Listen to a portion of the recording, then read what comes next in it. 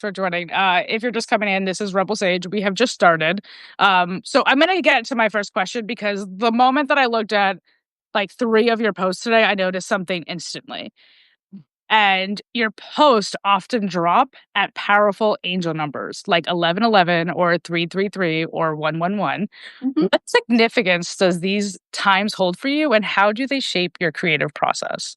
Oh my God, I love that question. Everything's intentional for me as much as I can be, right? Because numbers, everything's vibrational, everything's harmonic. So if I put this portal as a gateway, writing the energy of the universe, it might help it reach the people who it's meant to reach versus the stupid algorithm and 100 likes or a million likes for the wrong people. I just want the right people to find it. Right. I think that's like a beautiful answer. And the moment that I opened the first one, I was like, oh my God, she posted it at 11:11. And when I opened the second one, I was like, wait. Now I'm like I'm paying attention to it. And then when I got to the third one, it was 333. I was like, I don't remember what each one. I literally every time they present themselves to me, I find myself on Google like rereading it and re-understanding what the significance of it is. So it was I have done that a few times where I have scheduled a post for 11:11 and it's gonna be the one that makes the difference or in whatever way in just reaching maybe that one person that needed to read it that day, right? Yes, Um, yes. but I genuinely loved that. I was like, "Ugh, I'm glad you picked up on it, see, because you were meant to. So it's a little bit of a game. That's all it is. yeah." The bathroom guy, Confessions of a Black Femme. Thanks for joining us. Welcome. We're only on question 2. This is Rebel Sage, and we're just gonna get into like a lot of messiness in the healthiest way possible. You speak a lot about the pressure to shrink or often to be heard. How have you learned to reclaim space without compromising your truth? Wow, that's an ongoing practice. I think that's yeah. Ongoing, but I'm getting better because I feel so much. I don't know if empathy, like being an empath and a highly sensitive person, if you relate to that. So I feel my nervous system is so highly attuned. I can feel people's thoughts even though they don't know what they're thinking. You know what I mean? And I didn't ask for this gift. Right. So it's just I usually like people please or shapeshift to create more peace in the environment. That was my code switching my whole life, right? To survive. And so to reclaim that, it's putting boundaries down, which is so fucking hard when you were the one where everyone just counted on you to be that person. Do you know what I mean? Oh, you're pushing back now, but y'all have been doing this your whole lives. And now I'm a bitch. Now I'm the asshole. So it's Isn't that the irony in the situation where people can't see it either? They're just like they're so used to you being the reliable one, the one that's always present and there to actively pick up the pieces for them. And the moment you're like, you know what, I'm actually really tired of doing this. Can you go figure that out on your own? They're like, what the fuck? yes. Like I just committed the most heinous crime and then you end up backsliding and caving. And that was like a pattern I did my whole fucking life, right? Oh man. The And way that so, that's, yeah. that's I'm so aligned in that. I'm sorry. Like that's kind of crazy that I feel like there's such parallels in our lives and we have never even lived in the same state. Yeah. That brings perspective to everything when you think about interactions with humans. But continue. So reclaiming spaces, I've had to do a lot of that, like being misunderstood. That's one of my core wounds, right? It's like you want to be liked, but then you want to be you. And I'm like, I'm a disruptive energy, but I also don't want to alienate people. So it's like reclaiming spaces, my sexuality, my gender, my just me as a human. Because, the systems want us separate. So then we, create more division with each other. That's what we're doing because we're like fighting and we're not whole. So reclamation is truly being like, who the fuck am I? Being okay with paradoxes. People are not okay with opposites. Like you could be spiritual and cuss. You can, eat this and that. Like people are either or. And that's one of the biggest thing in the reclamation game is being okay with your totality. All right. Your ups and downs, your pivots, your who you are breath to breath. Does that make sense? Absolutely. I mean, I understand it. I don't know if anybody watching understands it, but I understand it. And I feel like it's very refreshing for me to have conversations with people that I feel like are very aligned in the thought processes because for me, I have felt very lonely in my thought processes. Like, oh shit, am I thinking this wrong? Like, am I doing life wrong? Yeah. because I'm not doing it like them. Okay. I love that. Have you ever considered yourself as neurodivergent? I said that to my mom just came to visit with my nephews for my nephew's graduation, and I had, like, a moment where my mother, my father, my sister, and me were in the same room again, and it was so fucking triggering, and I had told them, though, like, "I feel like I have something," and they're like, "There's nothing wrong with you," and I was like, "I didn't say there was something wrong with me. Exactly. I'm saying that I feel like there are quirks about me that I definitely don't know that the way that I communicate sometimes affects people in the way that they receive it, and I never come from a place of, like, wanting to, like, break somebody down or hurt somebody, but yet because of my tone or because of my approach or whatever the way that I communicate it, it is taken that way, and I'm, like, so, like, I don't read the room, Mhm. So it's just like, "Oh, wait, you gotta like, I offended you? Like, I'm so sorry." Like, if you knew me, like, genuinely knew me, you knew that there was no ill will in my intent of conversation that I had with you, but and that's been something that I've struggled with my whole life, so I had to shapeshift, conform, and become the people that I was around to feel like I was safe enough to just be there, you know? I have chills on that. I relate to that so much. To me, I'm hearing our too muchness, our too differentness, our too bigness. People don't know what to do with it. They're uncomfortable. Yeah. And so Yeah. it's usually projected back to us not in a healthy way. And we're doing all the emotional laboring. You know what I mean? Like, meet us halfway, because when I say neurodivergent, when I say queer, queer, yes, in your sexuality, but also against the normal way of living, normies. I don't know how to call it. You're just different. And when we're different, we always have to, it feels like we have to defend ourselves all the time. The bathroom guy, I adore him. But he says, "I'm no longer the same person that started this sentence." And I was like, I actually find that very profound because if you are somebody that's ever evolving, that sentence could be 1,000 I and one. love that because I'm usually breath to breath. So, yeah, like, I don't know. I'm always changing. I'm in the moment. I love that bathroom guy. Yes, Yeah, bathrobe guy. that old guy, he's cool. His work is really good. So if you haven't I subscribed, when have not yet. I will check it out. Thank you. bathroom guy, Kristen, thanks for joining us. Wow. So I've already feel like it's only been 10 minutes and ooh, I know. I'm so excited. it feels really good to have conversations with somebody that definitely understands me. I just had a emotional day yesterday because I communicated to my sister and my father, like, "I wish you guys knew how to show up for me." And, like, the reactions that I got, it was very like, "Oh, okay, wait, am I the problem? Did I just say something wrong?"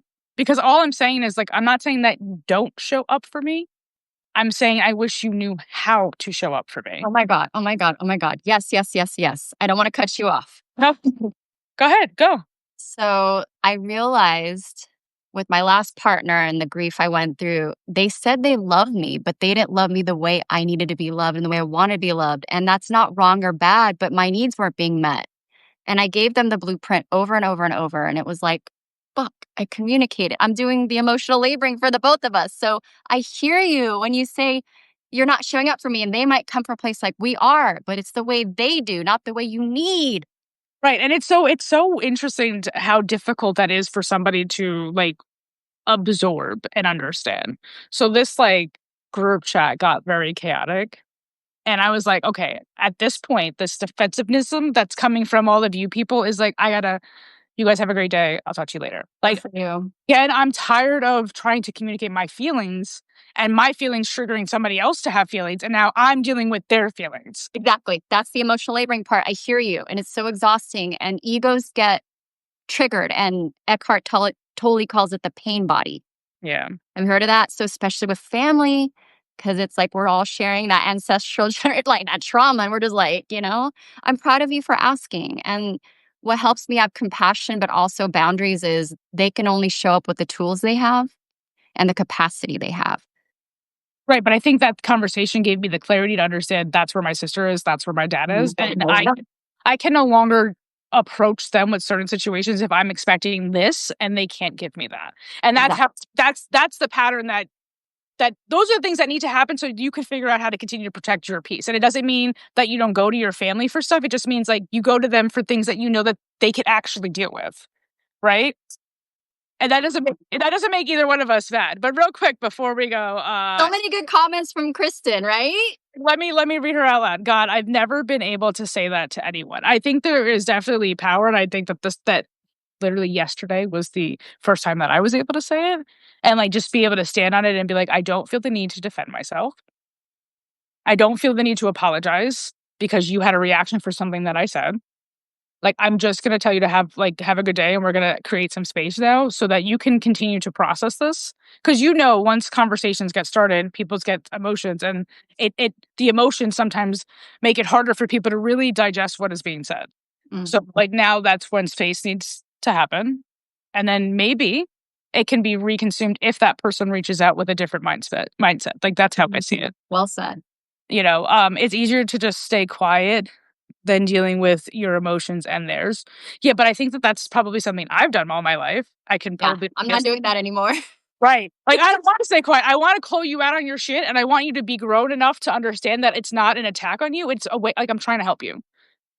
Like, we can have whatever any type of relationship you're trying to have with me, if we both can see the things that we need to improve upon. Mm-hmm. So in that conversation later on, we three of us got to the point to understanding that none of us, including my father, who's almost 65, grew up in a household that was emotionally safe. Mm-hmm. So they don't know how to deal with things from an emotional perspective. Like, when I say they, I include me. We don't know how to deal with things sometimes from an emotional perspective. So we think logically, how can we fix the person's problem? So somebody comes with us for a problem, instead of us being super compassionate, be like, oh my God, it's fine, let me give you a hug. We're like, okay, well, you could do this and this. Right? Like, that's how all of us were raised. Mm-hmm. But yet I now at a point in my life that's like, I don't want the logic. I just want somebody to hug me and tell me it's going to be fine. Oh, I hear you. Right? Because I know that I can figure it out. I literally just need a hug. You say that because I'm learning to say, because this is where, you gotta fucking say it clearly, because male brains, female brains, people, right, lenses, perspectives. I'm sharing this. I don't need to be fixed right now. I need somatic touch to feel safe in my body. Right. Starting off with that. I'm starting to say it this week. It's only Tuesday. There you go. I celebrate you. That there's a start of it, right? But I think that we all of a sudden understood, well, we were not raised in households that were able to provide that. So maybe that's what we're now seeking later in life. And we have to now figure out how to show up for each other that way, because none of us have ever learned how to do that. So when it comes into like, oh, us as a family are now figuring out how to be the humans that we should have had when we were at different stages of our lives, like, that makes it more poetic. It makes me want to cry, and it just makes me feel like, their parents did the best with theirs, and imagine the emotional dissonance then, and it's not an excuse, but this is my thing. Like, we got to do the inner work. There's no human on this planet that is, above doing inner work. And if you're not, and you're just going around unleashing your trauma and your emotions without doing any fucking self-awareness, self-reflection, that to me is like, well, those are the humans that lack accountability, right? They don't, they're never wrong. And that's my ex. So we're not going to go there. I know we're not going there, because I know we're both grieving like exes and shit, but we learn. No, we're going to go there because I got a very interesting text message before we went live. And I was like, what the fuck is happening? I have to go. Okay. Kristen says it rots your soul though. And then that's like the point, is like to not stay quiet so it no longer rots your soul. Yeah. Like, if you're so uncomfortable, start speaking up. Like, that's that's what your body's telling you. Exactly. And that's how illness comes up, when you resent and you're bitter and you hold it in. So please, folks, find a way to let it out. They literally tell you stress can kill you. And it's not a fucking lie. Like, it's not a lie. Bathrobe Guy says, the ways people show and feel love are very diverse. What makes me feel loved may not be the same for my partner, and how I show love may not feel like it to my partner either. So like, that to me is like very complex though, right? Because like, there had to have been something that you and your partner would have connected on. But again, if there's some type of bond already formulated, you care about somebody, you learn, because we're all capable of learning how to show up for somebody that we care about. Right? Like, that's a cool choice to have. Like, you know what? I don't know how to do that, but because I love and care about you so much, I'm going to learn. And you're going to teach me, and it's going to take patience, and I'm going to fuck up a lot. That's ideal relationships you want, but people get in relationships, they don't have the same energy, or they came in with it and then life happens and they don't, and we would have check-ins and then the shit would be like, I asked you, I told you, there's no accountability, there's no action. Yeah, no, it sounds like we had very similar situations in our previous relationships too, and in telling somebody like I'm telling you literally how to love me. Me too. I was like, I'm telling you all the shit. I don't hide it. This is where I'm struggling. This is my, my pitfalls. I'm not lying and that I'm perfect. And me expressing that is very vulnerable. And Yeah. that's going to help us grow. But the other person, I have no problems. Gaslight. You need, you do, you. uh, no, it's true. It's true. And we have some time, but the time is gonna fly. Watch. Okay, go to your questions, love. That's a question, right? All right. So real quick, Human 101 should be a class in school. I believe that. Yes. Agreed. Indeed. It is about caring enough to learn how to work with the ideal of love. Yes. Devil's advocate, but maybe your words and actions are conflicting. Obviously. Ooh. That's what I think. I think like a lot of what happens in a relationship is both people are saying that they can show up for each other, but then when each person is testing if the person is, they're not. And that's where like the resentment starts formulating and the frustration starts formulating, and like now we don't want to do these things because you're not doing it for me. Why should I do it for you? Like, like it gets very ucky very quickly. All right. But I'm going to scroll down a little bit. I'm going to randomly pick a number between 5 and 14. 11. 11. How do you maintain your boundaries in a relationship when your energy is so open and expansive? Oh, shit. Are you talking like romantic, platonic, like? Any type of relationship, because I think in all different relationships that I've had in my life, I have compromised a lot of myself to maintain. Okay. So you're asking me, how do I maintain my boundaries when my energy is expansive and open? Because I am very much that way. Like I am an open book. I will flood you with information because I don't mind sharing. But sometimes there has to be like a limit of what am I going to actually share. Oh, that's your angle. Okay, I wasn't sure. I was thinking energetic boundaries. You're like, I mean, however you took it is fine, but like that's how I kind of took it. Was like I don't know how to take this question because I'm newly minted. Like I've gone through a huge rebirth. Like this last year's just like upended my whole fucking world, right? Yeah. And so I'm trying to figure out, like, I'm trying to make new friends in a place I moved to. Like I never thought I'd leave the Bay after 45 years of living there, right? I'm in the South now. I genuinely can't believe you did leave the Bay. But no, everyone's like, you're going where? But my soul called me to North Carolina, Asheville, y'all. And I'm like, I don't know. Asheville's beautiful, but there's something about a San Francisco area that I don't think compares to an Asheville, North Carolina. Yeah. So openness of the Bay compared to maybe a little bit more closeness of the closed offness of Asheville. Like that would be my biggest concern for you. That's why I had to give you some context, because you're asking. I'm like so new with relations here because people are so different, and I'm used to being. I don't know how to answer that question, girl. Oh, I'm going to give you the advice because I came from New York and I moved to Florida. And I recently just put out my Florida edition, and unfortunately it's for paid subscribers, or fortunately, I don't know. But I really don't talk about my life in Florida. The 4 years that I've almost been back in New York, I barely talk about it. But what I had noticed was at 25, I thought I was getting a fresh start and getting an opportunity to be who the fuck I was. But in reality, because of how different the cultures are, I felt the need, and what I did for a living, I had to conform to be like them, to be successful in my job, to have the friends, to have the relationships. And what I will tell you is I don't want to say I regret it, but I wish I would have just unapologetically, authentically been me the whole motherfucking time. Thank you for sharing that. I know it's probably hard right now to make any type of connections with people down there because of the way that you are, but I genuinely feel that you only need a few. And if you take the time and weed out, there will be, the handful, the couple, the two, the three that really start making that time there worth being there, Thank you. So I don't know how to answer your question because I've had to put boundaries on people who I said, I only want to be friends. And then these hetero cis men think they have like ownership over texting me all day and like meeting up all the time because they're nice. And I'm like, yo, like, so boundaries, I'm just like trying to just find people who respect my space and my flow. And everyone's either distant or not available. And I'm just like, I feel like so alien. Like, I'm like, I don't know how to connect with people here. But maybe your journey is about connecting with you, right? Yeah. And I finally accepted that. This is my season of being all about me. And you're right. If I find one or two interactions where I feel fed, fine. But no, it's all about boundaries and who makes me feel good, who makes me feel safe. And if you're not, no. I think you have done your time and deserve to be able to be that way, like genuinely. Bathroom Rope says, I might feel loved if I am given, oh my God, gifts or by hearing terms of endearment, while my partner feels loved by emotional support or being needed. Yes, these are things that you have to like learn, right? Yeah. Those are not the same views on love, and both views are valid. Yeah, and I think that that's the important thing is two things can be true.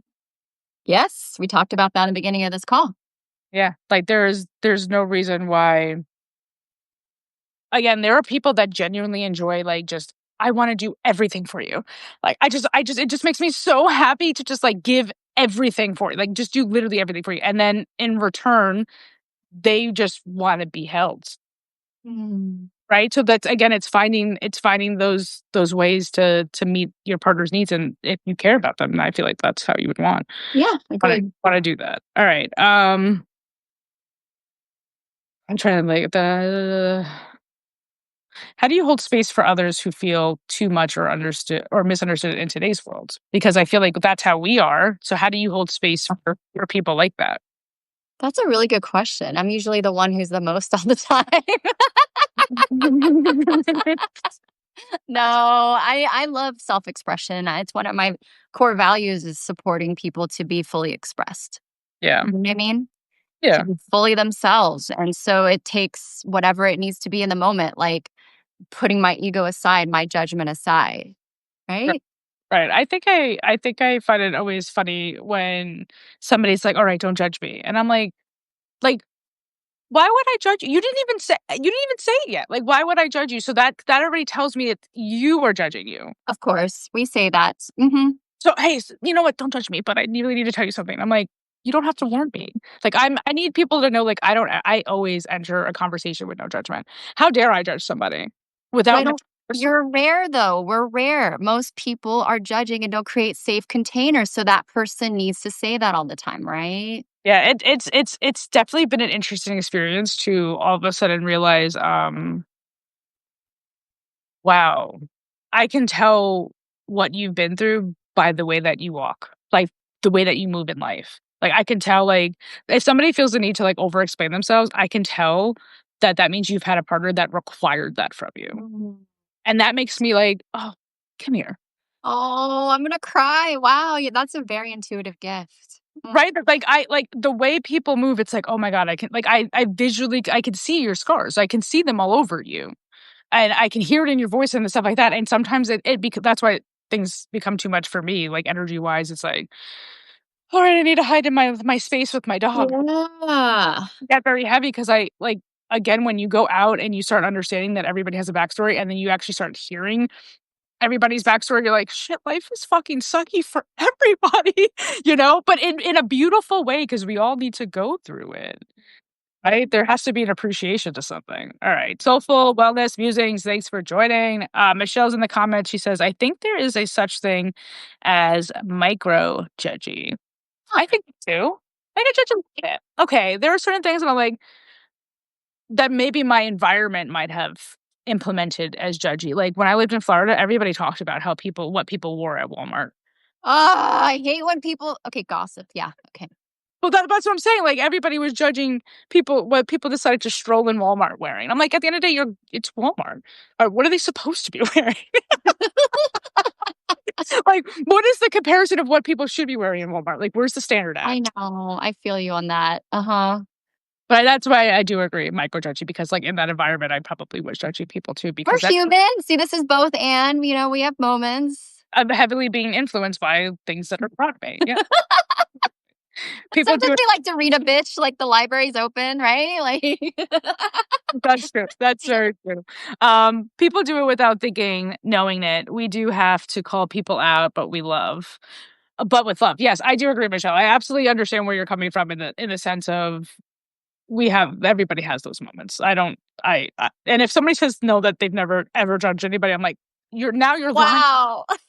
Now you're lying to me. I know you're lying to me. Yes, over explaining is for trauma. Yes, so Yeah. it is. And I do feel bad when it happens. I'm like, you don't have to tell me everything. Like it's okay. Like you don't owe me anything. And I don't think people owe me anything either. Like I don't think I owe anybody and I don't think people owe me. I show up or I'm present with somebody because I want to be, not because I feel like I'm obligated to be. And that's how I want somebody to approach me is like, I don't want you to feel obligated to talk to me. I want you to want to talk to me. Same. Like, and if you don't, like, that's cool. Go over there then. Over there, right? Like, what the fuck? One of my toxic traits to myself is I'm way too understanding. Yes, I agree with that one. Let's see. Previous ex. Okay. Learning somebody's story in a very intimate partnership, you start to really understand, okay, what people have gone through. In my empathetic way, now I have given you the excuses to ruin me. And what I mean by that is because I understand why you are the way you are, I allow you to continue to be that way, even if it's fucking like hurting me. You know, like when that happens, that is very toxic, Kristen. And I think me Yeah, and that one hits relate. really deep. Yep, I feel that. Yeah, we can definitely relate. Okay. Who wants to pick a number from 12 to 20? Yes. The question, y'all. Somebody just drop a number from 12 to 20. I need some water anyway, because bitches get too much apparently. Nobody. Wait, somebody pick a number. Just pick a number. There Oh, we go. Kristen, sure. thank you. Thank you, 17, Chris. 14. Okay, cool. We'll go with 17 first. They became your demons with you lose yourself. Yes. Okay. So 17 and then 14. I see you, and then Michelle, I'll be back. 17. Can you share a moment when you felt your power and softness coexist in a way that changed your perspective? Yes. I'm finally learning how to be soft. Isn't that crazy? Yeah, because I had to put on armor, right? This is what we do to survive. And you don't know you're doing it, right? And I don't need to talk about what armor looks like, but power and softness, I'm just newly giving myself permission to be soft. And so I don't even know if I can give you an example right now because it's just so new. It's like, a deer being born, you're like trying to find your legs and shit. No, that's valid. So, as somebody also who's learning how to be soft with themselves, and like that word grace again, I say it so much to others, but like Mm. me, it's like ugh. So, a way that I have started to allow myself to be soft with myself is allowing myself to have a day of doing absolutely nothing. Like the thought process of I have to be productive, otherwise it's a waste of a day, Yeah. is now like Yes. like, right? So I feel like you could probably is that a way that you show up for yourself in a soft way? Do you have something similar like that? Okay, I love that you gave me space to I actually have an answer to your original question now. Hey, look at that inspo. Okay. It's really tender, y'all, and very, very vulnerable. Aw. So breaking up with this partner, if you ever broke up with someone you're still in love with just because it's not working. And I had to do that. I had to say, I'm still fucking in love with you, but we're not working. Okay. And we both left California to move here. Imagine that. I didn't stay to just have companionship and a safety net. Like I have no family here, right? So our breakup has just been one of the worst ones ever. And I was married for 14 years and we were together for 10 months, but we went through a hurricane. We went through so much shit, right? So my point to the answering you power and softness is I wanted him to see things my way in the way of the relationship, but for whatever reason, he won't or can't. Okay?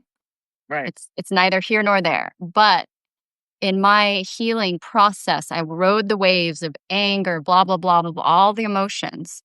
I went from, I don't want you to contact me. I don't feel safe to, okay, let's be friends. Let's try this. You know what I mean? Like we did that after we broke up.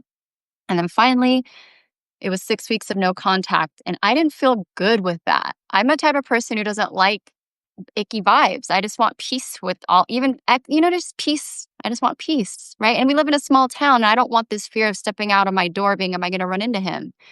Right. But again, he wouldn't meet me where I needed to be met. So I was trying to be in my power and hold boundaries.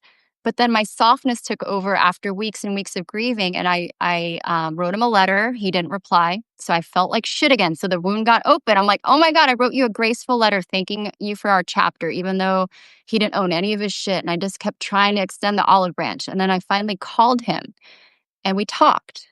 And this was really hard for me, but I didn't need anything from him. This is what the thing is. I didn't need him to give me what, remember what you were saying with your family?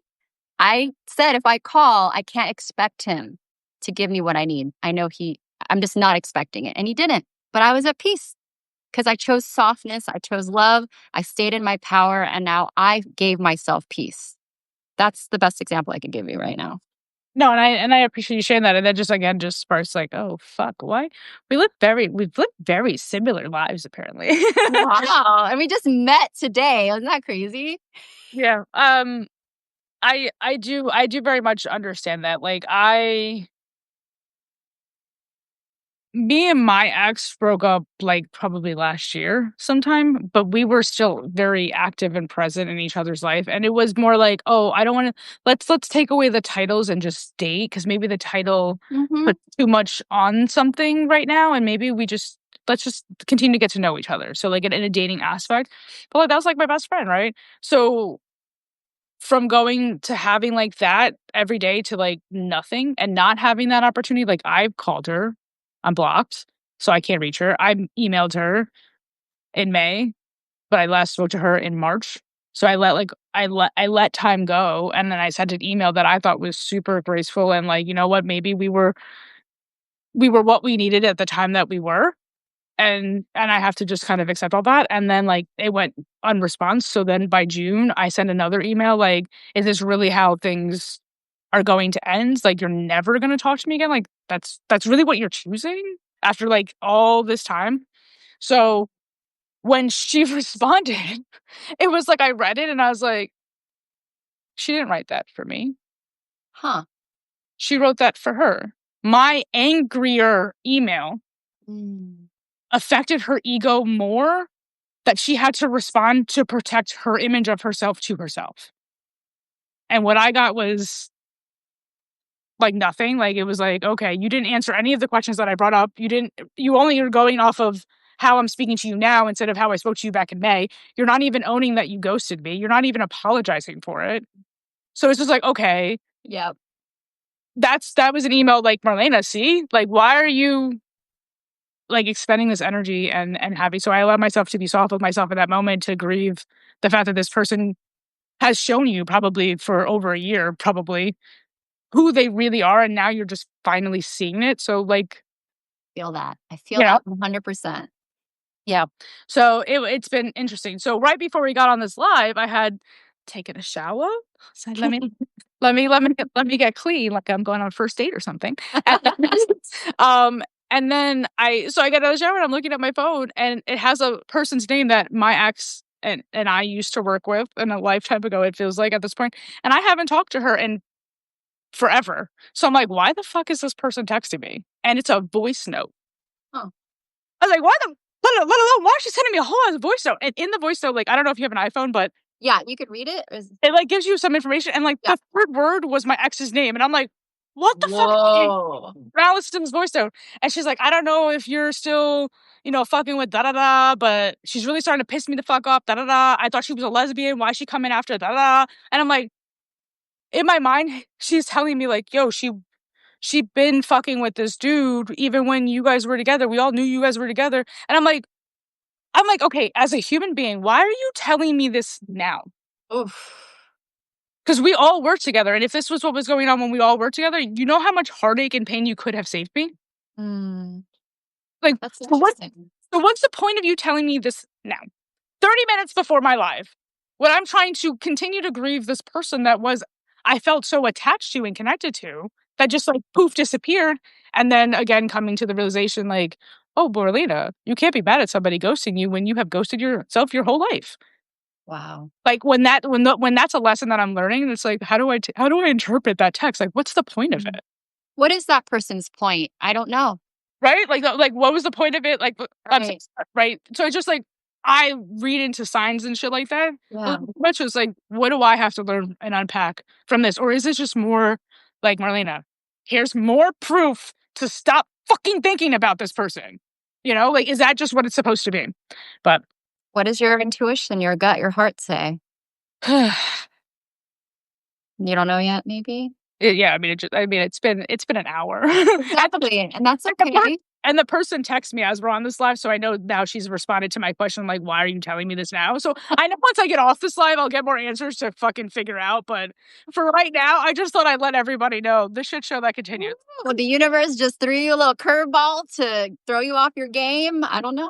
Well, I've become more aware that, like, everyday life has been testing me, whether it's my patience or my own trust, Yeah. whatever. I agree. Yep. I used to use the word test, but then it makes me feel like, ugh, because it's like performative. I like to call them like soul checkpoints. Okay. Like, if you're evolving, how are you going to react to this? And if you pass or do well with this check-in, because people are mirrors of yourself, right? If we believe in that, we're all fractals of one, and everyone. Anyway, that's a whole different conversation.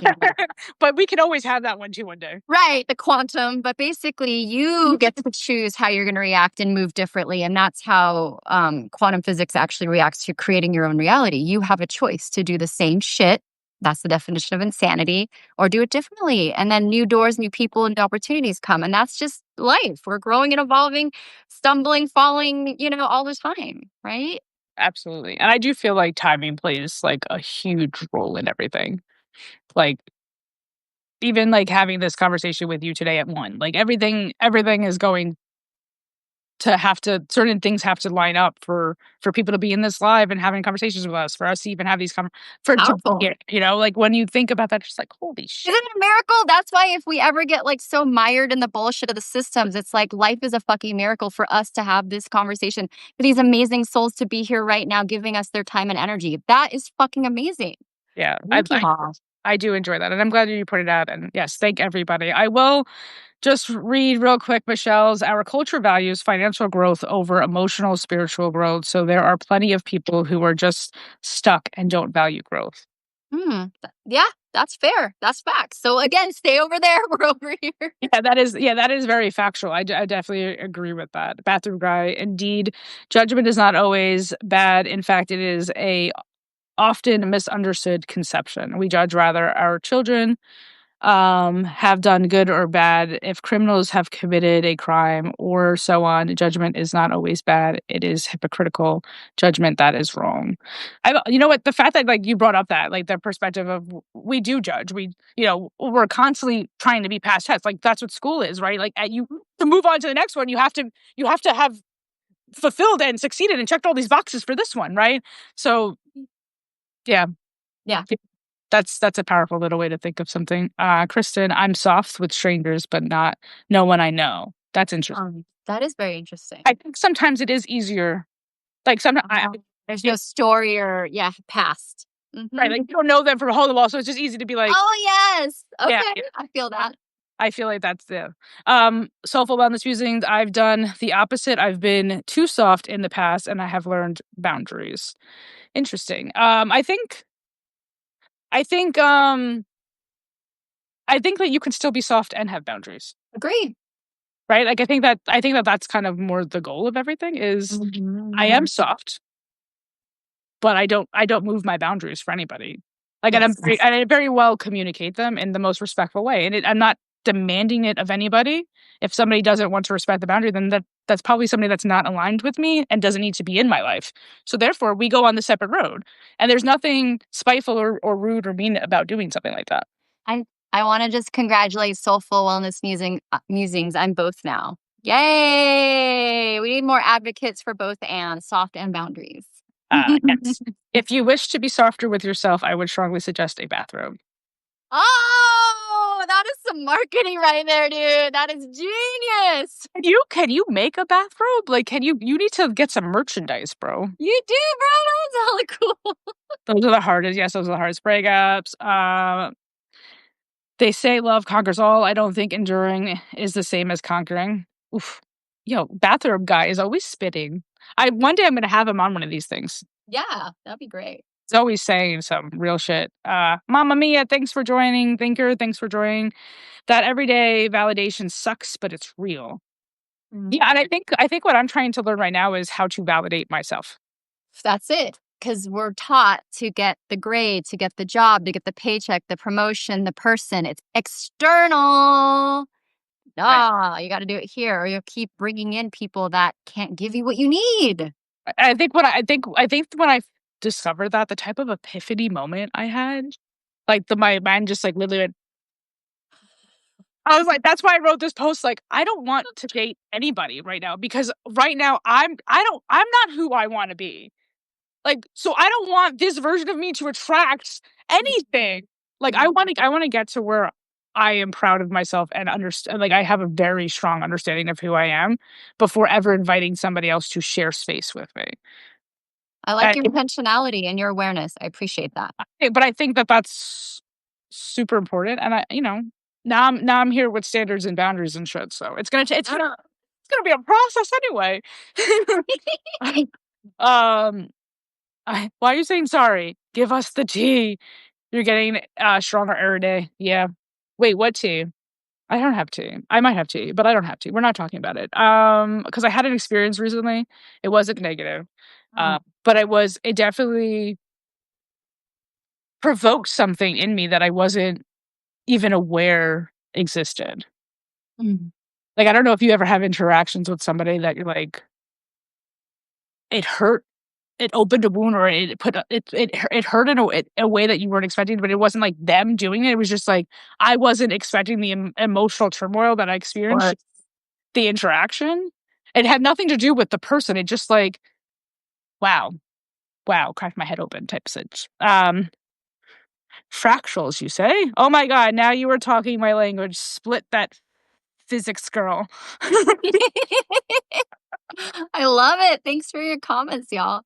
If you always do what you've always done, you'll always get what you always got. Motherhood joining, that's very true. That's like, I listen to NF a lot. So when I was a kid, Eminem was like really big. And I loved him. Why? Because I thought he was authentically who he was. Right? Ooh. Eminem. I know, but I'm hearing like, ooh, he's not authentic. I want to hear. Feel like he again was a pawn in hip hop. Oh shit. But you have to look at context. I don't know if you're referring to the 90s where everyone was kind of like, so to me he seemed errant or deviant. You know what I mean? Like he did feel the most authentic. Right. And not the most. Like, so, you know what I'm trying to say. So does Pink. Like, to me, like, that was Pink. Like, she was not conforming to what typical female singers would do, right? So Eminem was not the typical rapper, and he was speaking about things that weren't really spoke about in rap, and I could appreciate that, but then backstories years later makes me feel like a lot of it was written for him by somebody else. Oh shit, I didn't know that. Yeah, so then that's where it comes a little bit. But anyways, the point being, like, his music made me feel like I'm strong, I can get through this, like, this guy grew up in a trailer at 8 Mile. Like, look where he is now. Like, you could do this. Like, you could do this. So now NF has become that for me. And he has a song that says, like, talks about, like, you have to be what you are to attract what you need. Yes. Type of things. And like the mentality of just being authentically you without being concerned about other people's opinions of it. So I like listening to shit like that because it keeps me in the mood. Yeah, anything to reinforce that is great, right? Absolutely.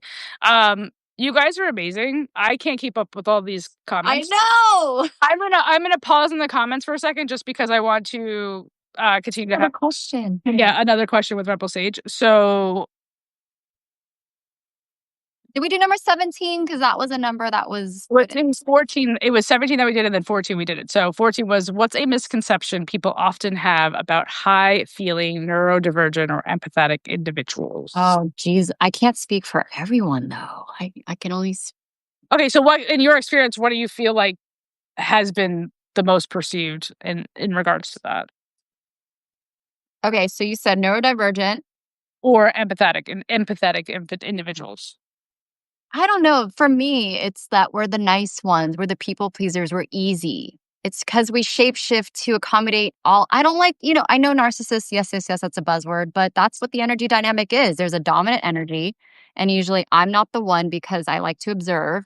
And so that dominant energy will like be this way. And so I will acquiesce by patterns and just, shapeshift to accommodate. So Right. I don't know. They just assume that we're nice and we're just easy. So they take our light and then they just use us. And then I don't know. So if somebody was to say, I feel like you're only with me because of my money. Hmm. Would you be offended by that to the point that you would feel the need to defend, or would you just move differently because they said that to you? That doesn't align with me though.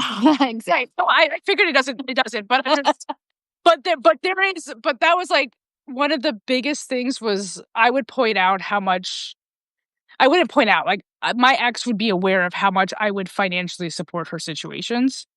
Like, Okay. and if somebody is well aware that they're constantly getting free dinners or like any type of meal or weed or alcohol, like whatever they needed, whatever they wanted, they were able to just get, or they got into a hardship and now they need money to pay a bill or something, and like you offer that assistance for them. I feel like that's the type of shit that I've done for people. Like I've co-signed on cars for people. Like, I've financially put myself in bad spots trying to support somebody else. And I had to learn in a lot of different ways. So when I would bring that up to somebody and they would get super defensive over it, I feel like that's usually a sign that that's exactly what you're doing. Okay, so you're getting what I'm trying to put into words is they just think we're there for them. Like we're just here on earth for their emotionally bring their financial support because I've done that too because we Right. can't say no. Right. Right. So and then that's what I'm saying, any type of support, but most people can physically like see when it comes to money, whether it's you're zelling somebody or like you're helping in any type of like there's a track record of like, no, like legit, like I gave you like thousands of dollars. Exactly. Are you literally only there because I'm giving you that? Like Probably. and when I ask you that, is it a red flag that you're yelling that that's not the case and how dare I think that of you? Oof. Okay. That's what me like for me, like there I guess maybe I'm asking it in a contextual way that I can better understand like all the flags that I missed or all the signs that I missed or all of the information that I should have probably processed differently or But understood. to add to that, it's up to the empath, the neurodivergent to hold boundaries because they'll take and take and take, and we're the ones not putting any boundaries up. So we're accountable for that half. I'm just saying. That is true. And that's why I think I've definitely tried to figure out ways now Thanks, that motherhood. I'm over here trying to make sure I don't ever like I was like I want everybody to know I'm broke as shit. Like I don't even if I wasn't like I'm like over here like I'm broke as like I act like I'm broke as shit. Careful with your words, love, because you're Oh, like I'm putting that into existence that I'm broke. yeah, you're reinforcing that. So your current experience is that I don't know. I'm just saying if you keep That is saying that's that, you're saying true. spells, So No, I can understand that too because I feel like I have definitely gotten in that has happened to me in that path before. What without being like broker, but saying like other things consistently about myself, and then all of a sudden, yeah, that's exactly what has happened. So I get you. You're being transparent and authentic and sharing, and you're also like telling the universe, oh, they're broke, they're broke, they're broke. They want to stay broke. Okay. yeah, maybe I should stop. I'm rich. I'm really rich, but I'm not. Well, you could just say I'm currently experiencing this and I'm open to that changing. Just something different, just a little and take Well, one. I mean, I don't say anything to anybody anymore. I don't talk to anybody. I'm just saying like like Hypothetically. Okay. sorry. Oh, Yeah, no, I yeah, just want us all abundant because we say shit, but words are spells, right? And then it creates actions and we stay stuck. So it's like we've been up, we've been down, we need money, right? Right? We've had it, we've lost it, we share it, we give it. Money is just energy reciprocated. that's why I think it's like it is a very like it was definitely something that I definitely allowed to stress me out most of my life. But then when I realized that every time I really needed it, like really needed something for some reason, somehow I had it. There you go. So then I was like, I'm not fucking stressing about this because if I really need it for something, it'll just be there. And I'm not gonna worry about how it gets there. It's just I know it'll be there. Okay, see, because that's why we have scarcity mindset in the world and hoarding, because that's a root chakra problem. Everybody fucking the billionaires, they want to hoard when Like you why never don't we how much there's enough for everyone, but they want to hoard. So that goes to the I need to stockpile that shit. But that kind of thing, it'll be there when I need it. That's the attitude. I don't know how it's going to come, but my needs will be met instead of I need to fucking take this and put walls around my fucking mansion and let everyone else live on the fucking sidewalk. What the fuck? Like, how can you sleep at night with that shit? Really? But that's so true. And I deliver to those type of houses all the time. Because I in the neighborhood that I live in, like in the 10-mile radius, there's other $1 million homes. And I'm like, why do you need a gate? Like, you're literally telling people, I don't want anybody in here. I don't want anybody to see my pretty house. I don't want it or the big hedges and trees that they put up. I'm like, why does it have to be so like, why can't I admire your house? You should have a millionaire on and just ask questions and get their perspective, right? I mean, I took that opportunity when I asked somebody that I delivered, like, how did you get this house? There you go. I had to hand it to them, and I took that moment. I was like, I just want to know. And she's like, I'm in finance, and I was like, yeah, I could never do that. So I'm glad you do what you do and you have what you have. No, Exactly. here, but like, yeah, that's something in my world I would never be able to do. All right, all right. I have this little book. It's called How Far Will You Go? And I like to bring it out at the end of our lives because it's fun. It's not specific to anything that we have been talking about. And it helps to stay interactive with our lovely audience that yes, there's a lot of comments that I didn't read and I feel very upset about it right now because once the live is over, I don't get to see them. Oh, they disappear Substack. Shame on them. They have to figure out a way that I could get like everything that was communicated, like Yeah, that's lame. like it'll be on the replay, but I won't be able to see it. But I do appreciate like everybody that's in here, Yes. spending time with us, Kristen, Bathroom Guy, Michelle, Motherhood, you all are amazing. But yes, I'd like to, if you're open, I'd like to. Okay. When you asked me, it gave me like spin the bottle vibes or like, oh, well, what are you doing? Okay, it just says how far will you go? And the whole point of the context of the book is that there's hundreds of questions in there, but they're of a whole bunch of different. Let's do it. And the only rule is you have to be honest. Am I not ever? But thank you. Right. So I'm going to tell our audience while I get up to go get the book because it's on my shelf, to start dropping. Don't like rapid fire me because I get overwhelmed easily, but start dropping some numbers so that I can ask some questions to Rebels before we depart. Before we depart. Sorry. It's like the cutest little book. Oh, okay. All right. Published book. I gotcha. I haven't heard of that. Yeah.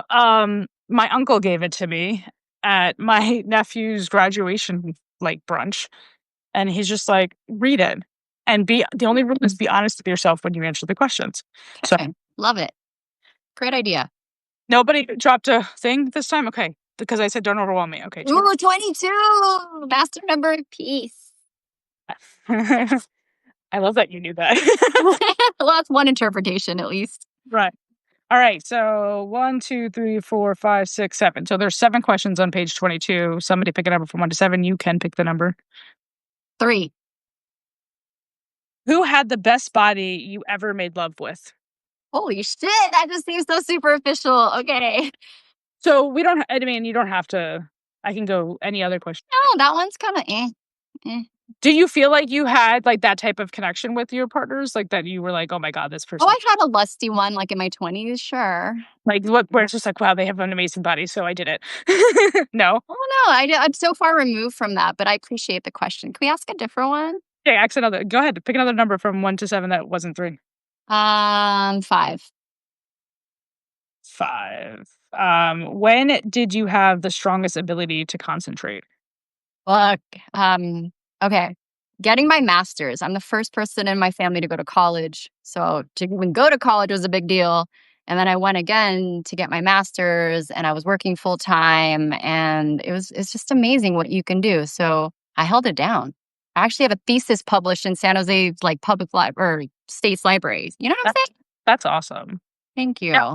and no assistance in helping you, like, with all managing all of that. That was just pure, like, dedication and Yes, mindset. exactly. Nobody mentor. No, it was just like I felt in the system. This is how you get from A to B, right? Like that's the only way to succeed. Blah blah blah. It's a whole nother conversation for another time. But I laid that concentration down those years. So, How many books I had to read, defend my thesis in front of. Oh yeah, yeah.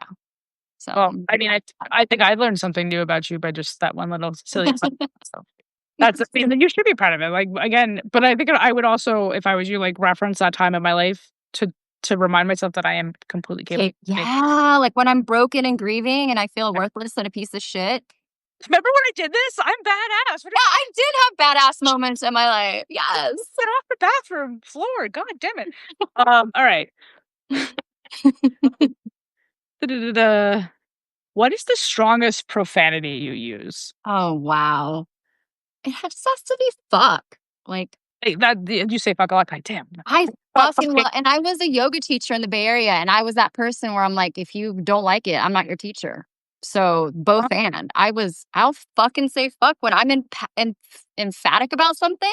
It I like just passionate response. yeah. I have to be very careful around kids because I'm not around kids a lot, and I'm just like, I definitely am very similar. I don't realize how often I do curse or cuss depending on where you're from. And I had to tone it down. Again, when you're a retail store manager, you can't just be like saying anything. I mean, you can, but you may not have your job for very long. And I mean, I did, but you know, like so I definitely learned to refine it a little bit, and then having younger children in my life help me understand it. But it's like I see it very much as just a passionate way of communicating something, and not like a derogatory way, depending on how it's used. Like I don't use it that way. It's just like part of my vocab. exactly. What's yours?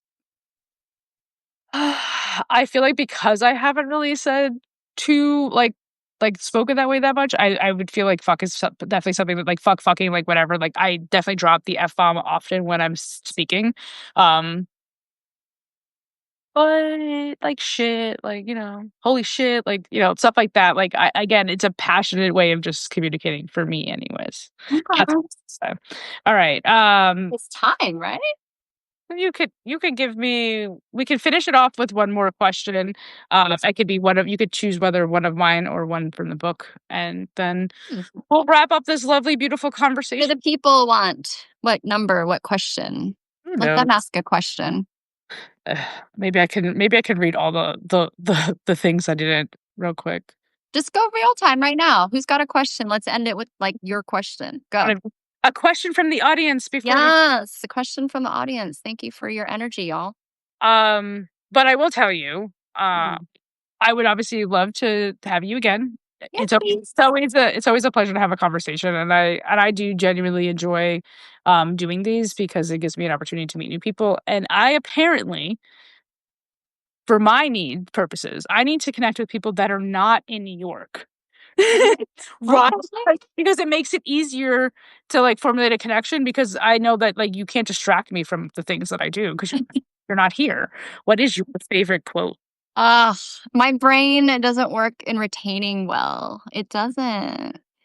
I think like there's a lot of quotes. I have one written on my wall. Well, it's a picture of a lion, and I'm Leo, and it says it's not. Me Oh, too. we're Leos. When's your birthday? August 2nd. Okay, I'm the 25th. Happy birthday to us. You're like July 25th, so it's Yeah. oh, you're different. You're different. Happy birthday. You're a different type of Leo, though. I know everyone says August versus July. I know, but go on with your quote, please. It says it's never over when you lose. It's over when you quit. Okay.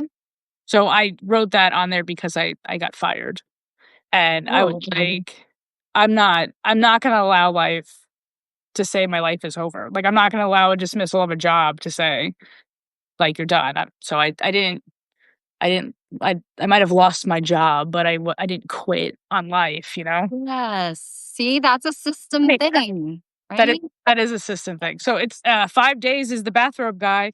Well, Happy early birthday. That's technically Cancer sun, right? I think so, yeah. That's like I think that's 22nd is usually yeah. Oh, July birthday.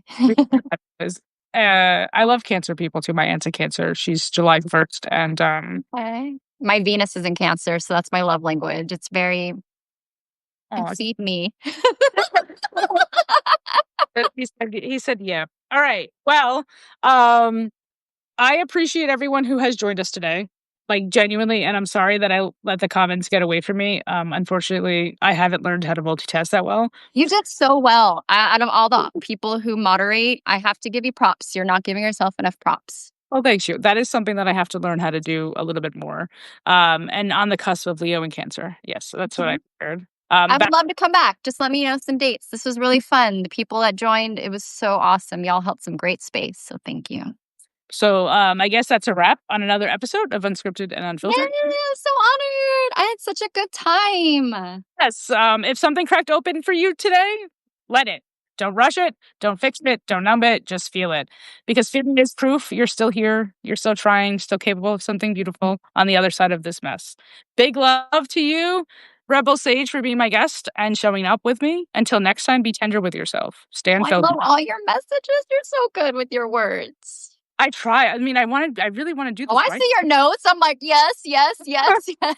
I really want to do this writing thing. Like I said, as somebody who won't ever have a child in this life, I want something of mine to be left That's behind. your legacy. Yes, I see you.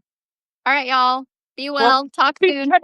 It's so nice to meet you. Have a great day, everybody. Bye. Bye.